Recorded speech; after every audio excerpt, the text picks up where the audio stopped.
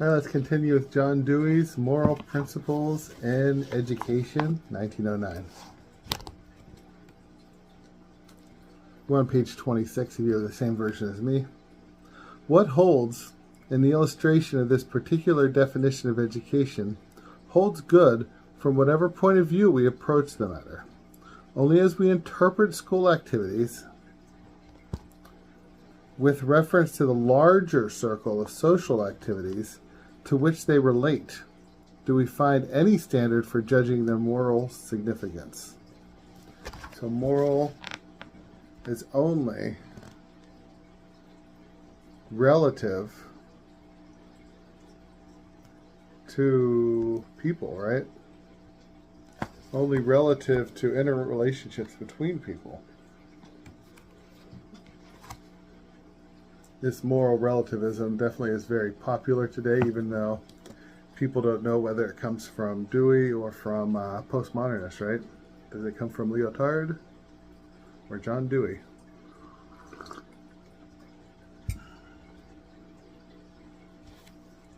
Social. All things are social. The school itself must be a vital social institution to a much greater extent than it obtains at the presence. A vital social institution. Well, it's definitely not a vital institution now. It's, I don't know. Schools are very separated from the communities they serve. I am told that there is a swimming school in a certain city where youth are taught to swim without going into the water, being repeatedly drilled in the various movements which are necessary for swimming. When one of the young men so trained was asked what he did when he got into the water, he laconically replied, "Sunk." Isn't all our education like that? Isn't all of our education sunk? You think about how teachers are trained today. Do we really know that they're good at teaching when they make it through the school, through a university as students? Because there's a big difference between being a student and being a teacher. Students are served by the institutions they attend, right? I have challenges, right? Whenever I was a student, I walked over to the public school from Catholic school and had a specialist who worked with me with my dyslexia. What a wonderful thing, right? And those teachers were so much an important part of why I went from having very low grades to being able to work slowly, read slowly through books, and to make some sense of them. Which is such an important thing that I do today, right? But there's a big difference between that and when I got my first job. And then you're the teacher. And the school's not there to serve you. You're there to serve.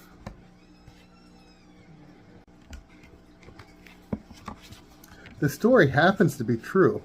Were it not, it would seem to be a fable made expressly for the purpose of typifying the ethical relationship of school to society. It is typical that schools very often are all separated from society, and that you can learn about a subject, and because you didn't do it in the way that subject is done in the real world, you feel incapable of doing it because you only have school knowledge. And that's what Dewey is recognizing here in 1909. The school cannot be preparation for social life excepting as it reproduces within itself typical conditions of social life. And I think this is where I disagree with Dewey. So, reproduces within itself. See, that's the problem. Does real learning simply happen as a school reproducing itself within itself? No, that would not separate the wall between school and society. In fact, a better, more Dewey education would have been the one that was being run out of town at his very time of existence and writing, and his influence and sway on schools and what they were. And that is the apprenticeship model, where kids were paid to learn to be mason, right? Or you're a carpenter, bricklayer, cabinet maker, right? And you're paid, but you're within the society actually making cabinets and laying brick and carving stones, for society. So even more Deweyan than Dewey is the apprenticeship model. So I'm writing that down here. Is more this. Just for a note for later when I come back to this in another decade, right? The apprenticeship model is more. The big star leading to the big star. See how I take my notes? Okay. Taking notes is how you understand things in life. At present, it is largely engaged in a futile task of Sisyphus. The story of Sisyphus is Sisyphus was cursed to push a rock that was just out of his ability up a mountain. And as he would get it closer, he'd eventually run out of energy and it would roll back down to the bottom. And he would have to go back and push this rock over and over again forever. Some, ancient Greek curse. I think it's probably better off than Atlas, right, who had to carry the whole planet. Or is it Prometheus who had his liver eaten by an eagle every day for all of eternity? It is endeavoring to form habits in children for use in social life, which it would almost seem is carefully and purposely kept away from the vital contact with the child undergoing training. And I think part of this is because we're taking this liberal education, which was meant for, lords and ladies, and then giving it to proletarians. That is, those people who had been peasants, but now were moved from the land and just were poor. The only way to prepare for social life is to engage in social life. And that's what education had always been. And if anything, Dewey seems to be like bringing this proletarian apprenticeship model some way to the school to create some kind of hybrid Frankensteinian beast.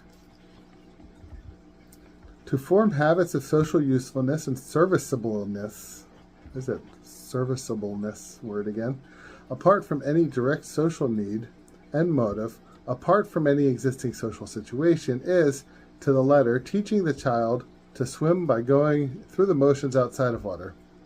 The most indispensable condition is left out of the account, and the results are correspondingly partial. The most lamented separation in the schools is of intellectual and moral training. So the intellectual is separated from the moral. These are people who believe that God has nothing to do with science, right? Kind of an absurd idea, at least in the West, where science emerges specifically within the Catholic universities in the Middle Ages. Of acquiring information and growing in character is simply one expression of the failure to conceive and construct school as a social institution having social life and value within itself. And there we have that return to that within itself. And I think this is something Dewey wants to hold into, maybe. And I would, if you were still alive, push him on it, right? Why the schoolroom within itself? Right? We can set up situations where we have actual community members that exist in our communities coming in, especially if you're setting up a whole school that way. Continue on. Except so far as the school is an embryonic, typical community life, moral training must be partially psychological and partially formal.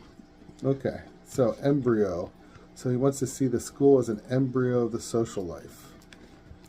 So we have to then recreate with a bunch of 6-year-olds, 12-year-olds, 15-year-olds, what they think happens in the real world. Seems like a lot of work when you could just bring in people from the real world.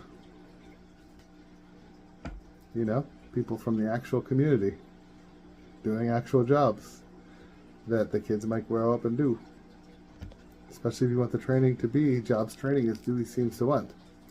Training is psychological when stress is laid upon correcting wrongdoing instead of upon forming habits of positive service. I don't know that I agree with that. Let's see. Training is psychological. Stress is laid upon correcting wrongdoing instead of habits of positive service.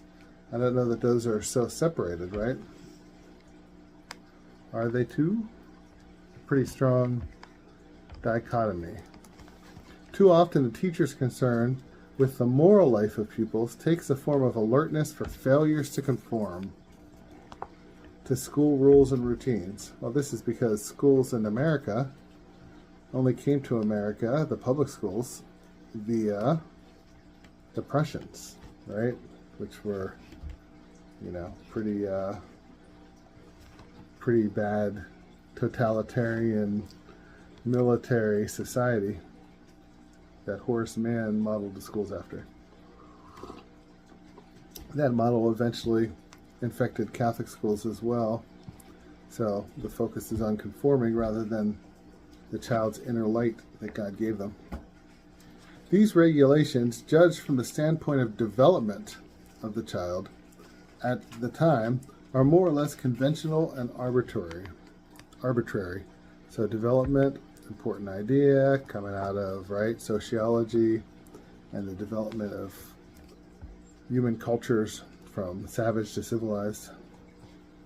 This is something that was important for Dewey, as some scholars have pointed out. They are rules which have to be made in order that existing modes of schoolwork may go on, but the lack of inherent necessity in these school modes reflects itself on a feeling in the part of the child that the moral discipline of school is arbitrary. Maybe some children. But I think we've come to realize a lot of people like arbitrary rules for good or bad. Any conditions that compel the teacher to take note of failures rather than of healthy growth give false standards and result in distortion and perversion.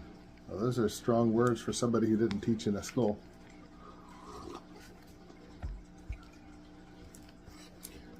Attending to wrongdoing ought to be an incident rather than a principle. If it's an incident, then it is arbitrary because you're doing each incident differently. If you have a principle, then at least it could be non-arbitrary. I'm just pushing against some of these doing and thoughts now that we're into the thick of this chapter. The child ought to have a positive consciousness of what he is about. Well, that's true, he's got to understand it, so as to judge his acts from the standpoint of reference to the work which he has to do. Only in this way does he have a vital standard, one that enables him to turn failures to account for the future. Okay, so we have Dewey's disciplinary model, which no school or teacher uses or who has ever used. But partially that's because we're required to do Skinnerian type behavioral modification, which is even worse. But it is what it is. It is what it is. It works. And what matters in the schools is working and efficiency. Just as it's important to Dewey that it works and it's efficient. And so what does that mean for someone like me who questions whether it should work or be efficient? Or even be? Have a blessed day.